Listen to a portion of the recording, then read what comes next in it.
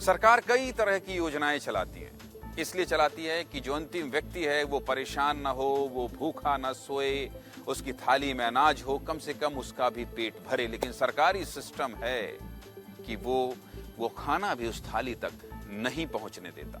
और कैसे लोगों का खाना?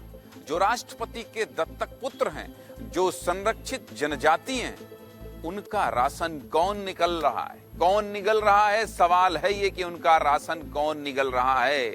सरकारी भ्रष्ट सिस्टम को उजागर करती हुई मेरे सहयोगी दिलीप जायसवाल की आज आपको एक रिपोर्ट दिखाता हूं कि कैसे पहाड़ी कोरवा जनजाति को मिलने वाले राशन में भी घोटाला हुआ है। देखिए रिपोर्ट और समझिए।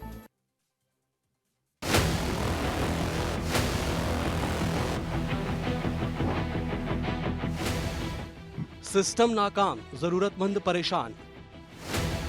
2 महीने से नहीं मिला राशन, भूखे रहने को मजबूर बच्चे।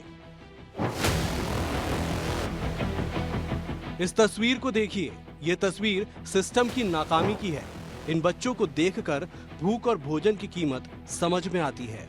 ये छोटे छोटे बच्चे रात में भूखे सो रहे हैं क्योंकि शासन इनका पेट भरने के लिए जो राशन दे रही है वो इनकी थाली तक नहीं पहुंच पा रहा है। लिहाजा ये बच्चे आंगनवाड़ी से मिले सूखे पूरक पोषण आहार को खाने के लायक बना रहे हैं। इन बच्चों के लिए तमाम सरकारी योजनाएं बनाई गई हैं, लेकिन इन योजनाओं पर कई लुटेरे सांप की तरह फन गड़ाकर बैठे हैं।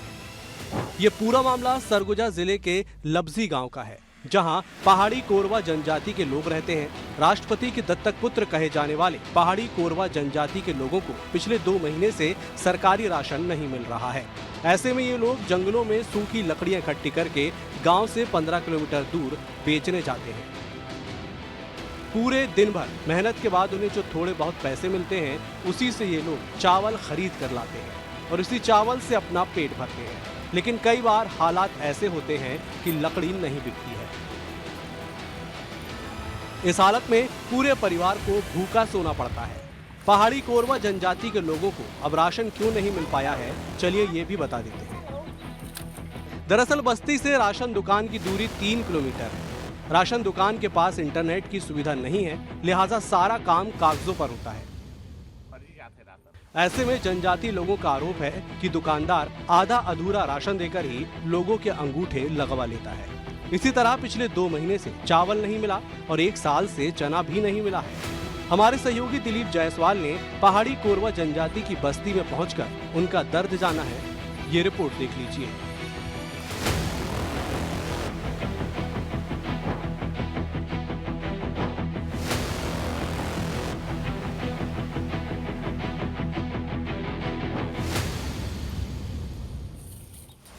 कोरवा जनजाति यानी राष्ट्रपति के दत्तक पुत्र और आज अन्न के एक एक दाने के लिए तरस रहे हैं, क्योंकि पीडीएस का जिन्होंने संचालन का जिम्मा उठाया है वो कहीं न कहीं अन्न के साथ डकैती कर रहे हैं।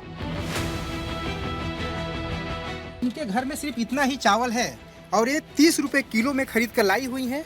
लगभग 1 से 1.25 किलो ये चावल इनके डेगची में है और इस चावल की क्वालिटी को आप देखेंगे तो 1 रुपए किलो वाला पीडीएस वाला ही चावल है।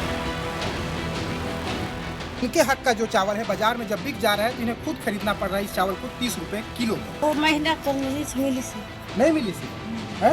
नहीं मिली।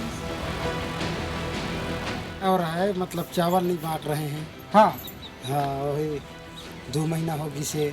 हाँ तो हमन ला भाई लकड़ी झोरी फाड़ फाड़ के जाथन बेचे ले। हाँ घर है पहाड़ी कोरवा जनजाति परिवार का ये घर है और इस घर की हालत कैसी है? ठीक से दरवाजा तक नहीं है, ठीक से दीवारें उखड़ चुकी हैं, बिजली भी नहीं है। बिजली के लिए सोलर सिस्टम यहाँ पे लगा हुआ है। मिट्टी का किसी तरीके से एक घर है। बरसात के दिनों में तो यहाँ रहना मुश्किल हो जाता है। हमन ला जब खाना पीने का बहुत समस्या पड़त है। जब इससे पंचायती वाला मन उठ गई चावल बांटे ले सोसाइटी तो हम ला देते नहीं है। 2 महीने 3 महीने बीत जाए।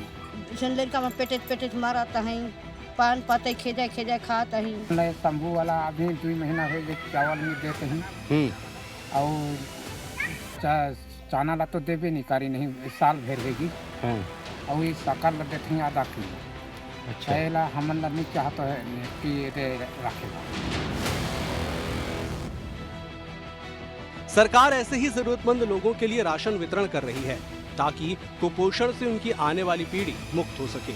लेकिन राशन दुकानदार की लालच ने पहाड़ी कोरवा जनजाति के लोगों को भूखे रहने पर मजबूर किया है। इस मामले को लेकर विस्तार न्यूज ने जिम्मेदारों से भी सवाल किया। क्या कह रहे हैं सरगुजा कलेक्टर अजीत बसंत और जिला खाद्य अधिकारी SB कामटे, सुन लीजिए। इसके लिए खाद्य अधिकारी और कंसर्न जो SDMs हैं, ये दोनों विभाग रिस्पॉन्सिबल हैं और ऐसी कहीं भी शिकायत आने पर तत्काल जांच करने हेतु निर्देशित किया जा रहा है। आपके माध्यम से मामला संज्ञान में आया है लवजी का, तो इस मामले में फूड इंस्पेक्टर को भेजकर आज ही जांच कराएंगे और जो भी पाया जाएगा उसके विरुद्ध कार्रवाई की जाएगी। मैं यही बोल पाऊंगा कि आज ही मैं फूड इंस्पेक्टर को भेज रहा हूं और जाकर वस्तु से होगा तो आप लोगों को कराएंगे बात। अगर चावल नहीं मिला होगा तो कड़ी कार्रवाई की जाएगी इस पर, बिल्कुल इस पर कार्रवाई की जाएगी। ये मामला बहुत परेशान करने वाला है। इसके दोषियों पर सख्त से सख्त कार्रवाई होनी चाहिए। जरूरतमंद की थाली में खाना पहुंचना चाहिए।